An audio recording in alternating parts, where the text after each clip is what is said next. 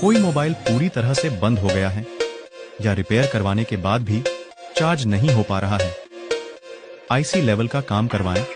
अनुभवी mobile mechanical engineer और आधुनिक मशीनों की सहायता से अपना मोबाइल सही करवाएं।